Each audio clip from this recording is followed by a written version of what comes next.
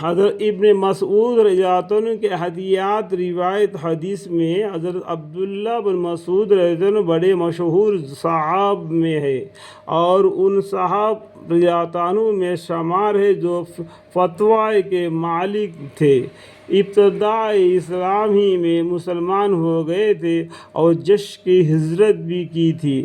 تمام غزوات میں حضور اکرم صلی اللہ علیہ وسلم کے ساتھ شریک رہے ہیں اور مخصوص خادم ہونے کی وجہ سے صاحب النعال، صاحب الوسادہ، صاحب المطہرہ جوتے والے، تکیہ والے، وضو کے پانی والے القاب بھی ان کے ہیں۔ ان کو کیا بولتے ہیں؟ جوتے والے، تکیے والے، وضو کے پانی والے، القاب بھی ان کے ہیں۔ اس لیے حضور اقدس صلی اللہ علیہ وسلم کی خدمتیں اکثر ان کو سپرد رہتی تھی۔ حضور اقدس صلی اللہ علیہ وسلم کا ان کے بارے میں یہ بھی ارشاد ہے کہ اگر میں کسی کو بغیر مشورہ میں امیر بناؤں تو عبداللہ بن مسعود رضی اللہ عنہ کو بناؤں۔ الحمدللہ۔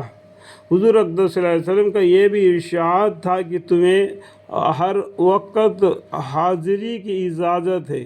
حضور اقدس صلی اللہ علیہ وسلم میں یہ بھی ارشاد ہے کہ جس شخص کو قرآن شریف بالکل اسی طرح پڑھنا ہو جس طریقہ سے اترائے ہوئی ہے تو عبداللہ بن مسعود رضی اللہ عنہ کے طریقے کے موافق پڑھے۔ الحمدللہ۔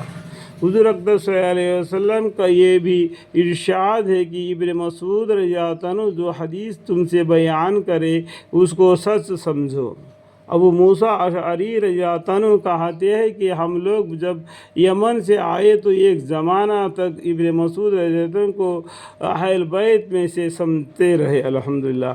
اس لیے کہ اتنی کثرت سے ان کو اور ان کے والدہ کی امداد رفاقت حضرت حضور صلی اللہ علیہ وسلم گھر میں تھے جس گھر کے آدمیوں کے ہوتی ہے، لیکن ان سب باتوں کے باوجود ابو عمر اور شعبی رضی اللہ عنہ کہتے ہیں کہ میں 1 سال تک ابن مسعود رضی اللہ عنہ کے پاس رہا۔ میں نے کبھی ان کو حضور اکرم صلی اللہ علیہ وسلم کی طرف منسوب کر کے بات کرتے نہیں سنا۔ الحمدللہ۔ لیکن کبھی اگر حضور اکرم صلی اللہ علیہ وسلم کی طرف کوئی بات منسوب کر دیتے تھے تو بدن پر کپتگی آ جاتی تھی۔ عمرو بن میمون رضی اللہ عنہ کہتے ہیں کہ میں ہر جمعرات کو 1 سال تک ابن مسعود رضی اللہ عنہ کے پاس آتا رہا۔ میں نے کبھی حضور اکرم صلی اللہ علیہ وسلم کے طرف منسوب کر کے بات کرتے نہیں سنا۔ ایک مرتبہ حدیث بیان فرماتے ہوئے زبان پر یہ جاری ہو گیا کہ حضور اکرم صلی اللہ علیہ وسلم نے ارشاد فرمائے تو بدن کانپ گیا، آنکھوں میں آنسو بھرے آئے، پیشانی پر پسینہ آ گیا، رہ گیا، پھول گیا، آ گیا، رگ پھول گئے اور فرمایا انا للہ و انا الیہ راجعون۔ انشاءاللہ یہ فرمایا تھا،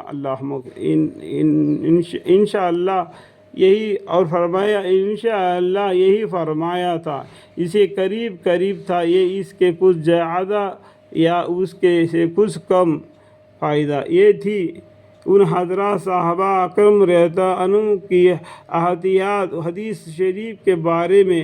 اس لیے حضور اکرم صلی اللہ علیہ وسلم کا ارشاد ہے کہ جو میری طرف سے جھوٹ نقل کرے اپنا ٹھکانہ جہنم میں بنا لے۔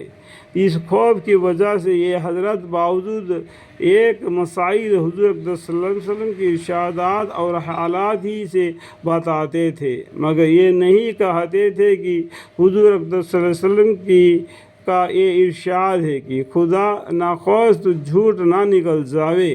اس کے بالمقابل ہم اپنی حالتیں دیکھتے ہیں کہ بے دھڑک بے تحقیق حدیث نقل کر دیتے ہیں، ذرا بھی نہیں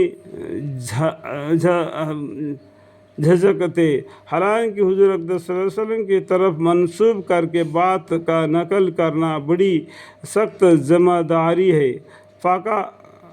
حنفی ہم عبداللہ بن مسعود رضی اللہ عنہ سے زیادہ تر لیا گیا تھا، مسعود رضی اللہ عنہ سے زیادہ تر لیا گیا ہے۔ الحمدللہ رب العالمین۔